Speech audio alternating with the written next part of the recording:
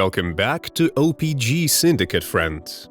Today, let's unravel the dark tales of a notorious hitman, Harry Pittsburgh Phil Strauss. Subscribe and hit the bell icon for more stories from the shadows of history. Let's dive in.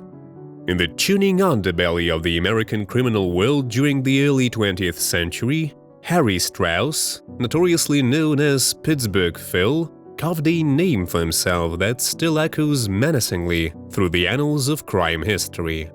His path from an ordinary boy to one of the most feared hitmen of his era wasn't linear, but a complex intertwining of personal disposition, environmental influences, and serendipitous, or perhaps disastrous, connections within the criminal world.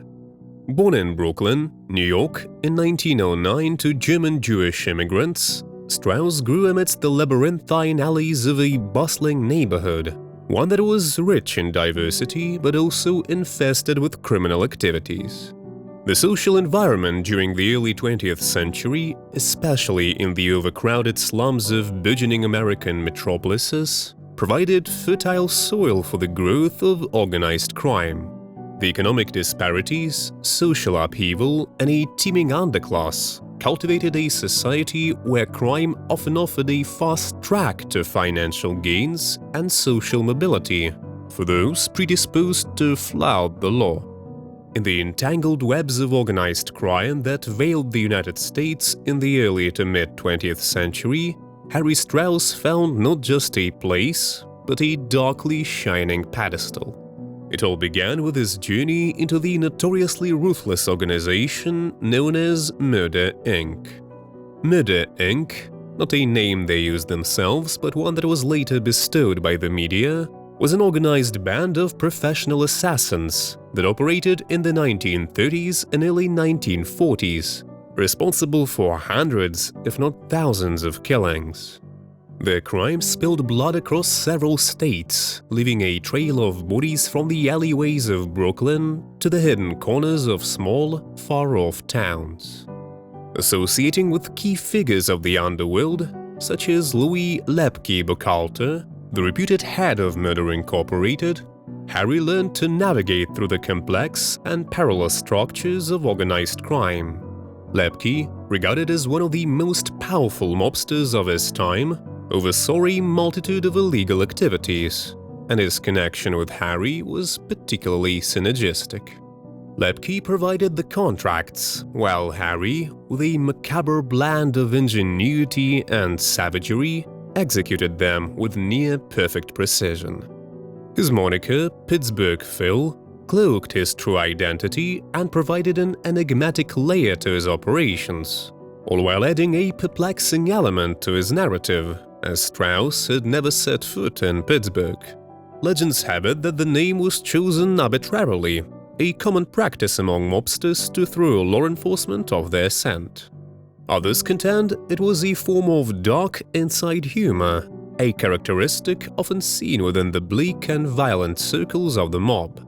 Nonetheless, the name Pittsburgh Phil stuck and further obscured the man behind the myth, even as his reputation burgeoned both within the criminal and law enforcement communities. His reputation as a precise and reliable hitman who employed a vast array of methods to dispatch his victims afforded him a perverse respect within the dark echelons of the criminal world. As his legend within the underworld burgeoned, so did the body count, with Harry himself admitting to over 100 murders, though some estimations contend the actual number could be considerably higher. His methodology, oftentimes involving careful planning and a hands-on approach, ensured that he seldom left actionable evidence behind.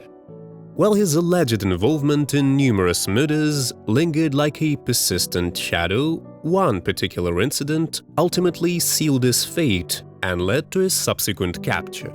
The murder of Irving "Puggy" Feinstein, committed in 1939, presented a level of brutality that both startled and repulsed the collective conscience of society.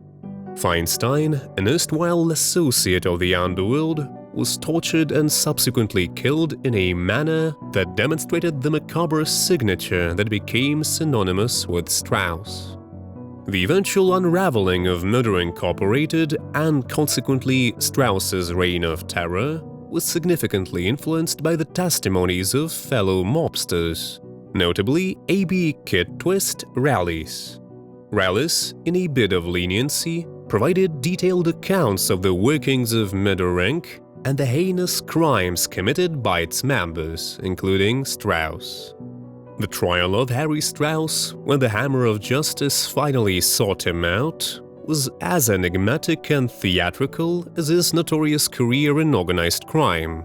Faced with a barrage of evidence and testimonies, including those from erstwhile allies, Strauss resorted to an intricate dance of deception in a desperate bid to evade the electric chair.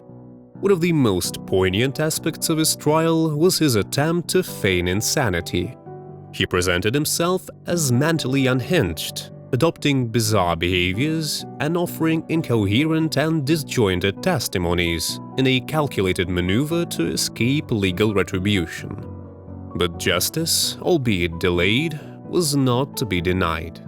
The jury, undeterred by his theatrical antics, found Strauss guilty of murder.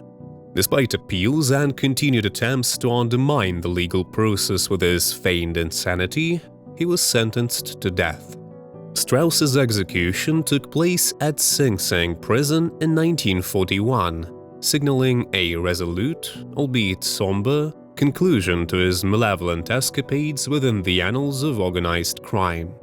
His descent into the abyss of electric demise was observed with a mixture of relief and morbidity, as the man who had extinguished so many lives was himself extinguished, amidst the buzzing and flickering of the execution apparatus.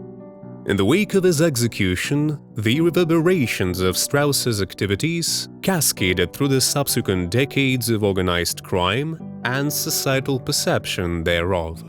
His brutally efficient methodology, the seeming enjoyment he derived from his heinous acts, and the breadth of his criminal career deeply impacted both the operational modalities of organized crime and the strategies employed by law enforcement in dealing with such entities.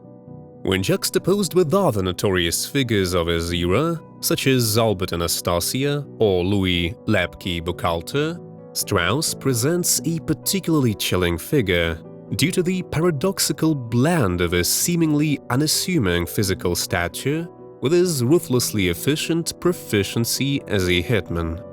The saga of Harry Strauss also instigated a shift in societal and governmental attitudes towards organized crime, illuminating the necessity of developing more sophisticated and robust mechanisms to combat such deeply embedded criminal networks.